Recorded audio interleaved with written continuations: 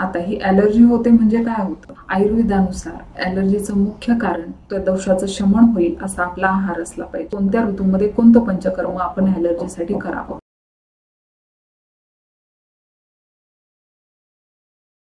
नमस्कार, मी डॉक्टर अभिलाषा, आयुर्वेदाचार्य. पंचतत्व आयुर्वेदमध्ये तुम्हा सर्वांचं स्वागत. आज आपण ॲलर्जी बद्दल माहिती घेणार. बदललेली जीवनशैली, वाढलेलं प्रदूषण या सर्व कारणांमुळे ॲलर्जीचं प्रमाण हे वाढलेलं दिसून येते.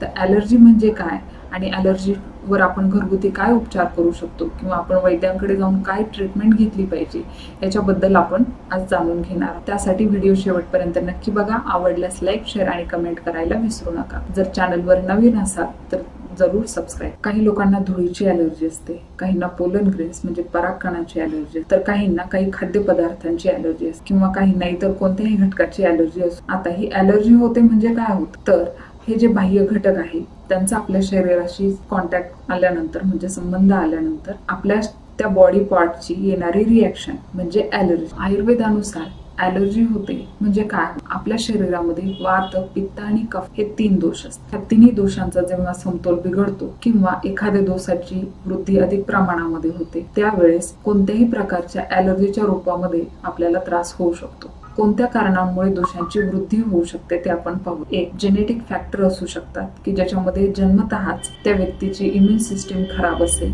किंवा दोष हे कमजोर असतील तर अशा व्यक्तीला ॲलर्जीचा त्रास होऊ शकतो. एन्व्हायरमेंटल फॅक्टर्स म्हणजे नैसर्गिक घटक, वाढलेले प्रदूषण, त्याच्यामुळे वाढलेलं हवेतील धुळीचं प्रमाण, याच्यामुळे श्वसन संस्थेशी संबंधित ॲलर्जीचं प्रमाण खूप वाढलेलं. डायटरी हॅबिट म्हणजेच आपल्या खाण्याच्या संबंधित असणाऱ्या चुका, त्याच्यामध्ये इनकम्पॅटेबल फूड, विरुद्ध अन्नाचं सेवन वारंवार केल्यामुळे आपल्या शरीरामध्ये टॉक्झिन्सची उत्पत्ती होते आणि त्यामुळे विविध प्रकारच्या बॉडी पार्टमध्ये ज्याची इम्युनिटी ही वीक आहे अशा ठिकाणी जाऊन ॲलर्जीची उत्पत्ती होऊ शकते. उदाहरणार्थ, एखादा पदार्थ खाल्ल्यानंतर काही लोकांना ॲलर्जी होणे, काहींना पीनट्स म्हणजे शेंगदाणे खाल्ल्यानंतर किंवा नट्स खाल्ल्यानंतर ॲलर्जीचं प्रमाण हे खूप जास्त प्रमाणामध्ये असतं. आयुर्वेदानुसार ॲलर्जीचं मुख्य कारण हे वेग विधारण म्हणजे वेगांचं उत्सर्जन योग्य वेळी न करणं हे सांगितलेलं आहे. त्यामध्ये शारीरिक आणि मानसिक दोन्ही प्रकारच्या वेगांचं विधारण करणं, धारण करणं याच्यामुळे ॲलर्जीचा त्रास होऊ शकतो. मानसिक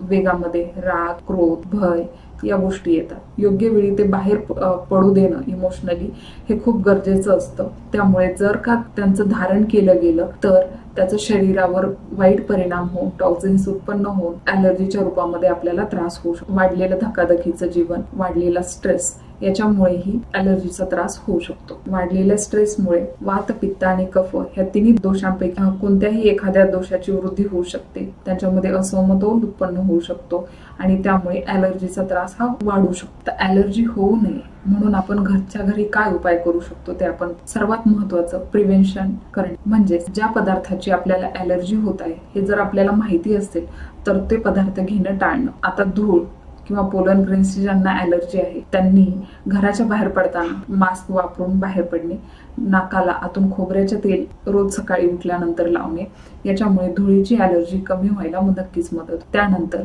एखाद्या खाद्यपदार्थाची जर ॲलर्जी असेल तर ते खाद्यपदार्थाचं सेवन करू नये. ॲलर्जी होऊच नये म्हणून आपली प्रकृती काय आहे ही जाणून घ्यावी. आपल्याला होणारा त्रास हा कोणत्या दोषामुळे होतोय हे समजून घ्यावा आणि त्यानंतर आपण जो डाएट घेत आहोत, आपला आहार जो आहे त्यामध्ये त्या दोषानुसार त्या दोषाचं शमन होईल असा आपला आहार असला पाहिजे. उदाहरण जर घ्यायचं झालं, आपल्याला धुळीची ॲलर्जी आहे, त्यामध्ये आपल्याला शिंका खूप येत आहेत. शिंका खूप येत आहेत हे वाताचं लक्षण. त्यावेळेस जर शिंकांसोबत नाकातून स्राव बाहेर येत असेल तर हे कफाचं लक्षण आहे आणि जर त्याच वेळी तिथे नाकामध्ये आग होत असेल तर हे पित्ताचं लक्षण आहे. यापैकी आपल्याला कोणत्या प्रकारचं लक्षण दिसतंय त्यानुसार आपण ते स्वतः जाणून घेऊन त्या दोषाचं शमन होईल अशा प्रकारची घरगुती उपचार आपण केले पाहिजे. वाताचं जर शमन करायचं असेल तर तेल हे सर्वात उत्तम आहे. त्यासाठी नाकाला आतून आपण खोबऱ्याचं तेल लावलं पाहिजे जेणेकरून आपल्याला धुळीची ॲलर्जीचा त्रास हा कमी होईल. आता पित्ताचा जर त्रास होत असेल तरीही आपण तिथे तूप किंवा खोबऱ्याचं तेल लावल्याने आपल्याला तिथे होणारी आग ही कमी होऊ शकते. आणि कफासाठी आपण हळदीचं दूध, त्याच्यामध्ये आलं किंवा सुंठ टाकून रोज रात्री हळद आणि सुंठ टाकून घेऊ शकता. हे झालं धुळीच्या ॲलर्जीच्या उदाहरणासाठी. अशाच प्रकारे आपण इतर ॲलर्जीसाठीही करू शकतो.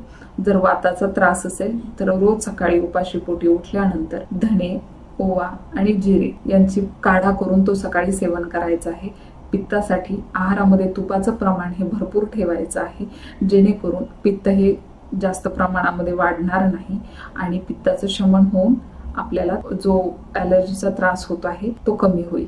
कफासाठी म्हटलं तर रोज रात्री झोपताना किंवा सकाळी उठल्यानंतर हळदीचं दूध, त्याच्यामध्ये आलं किंवा सुंठ टाकून आपण त्याचं सेवन करू शकतो. तुळशीच्या पानांचा रस मधासोबत घेऊ शकतो. याच्यामुळे कफामुळे होणाऱ्या ज्या ॲलर्जी आहेत त्या कमी होण्यास मदत होते. अशा प्रकारचे घरगुती उपचार करूनही जर आपल्याला ॲलर्जीचा त्रास होत असेल तर आपण योग्य वैद्याचा सल्ला घेण्याची गरज आहे. आयुर्वेदामध्ये याच्यामध्ये औषधी चिकित्सा सांगितलेली आहे. त्याचबरोबर पंचकर्म केल्यानेही वारंवार होणारा ॲलर्जीचा त्रास हा कमी होतो.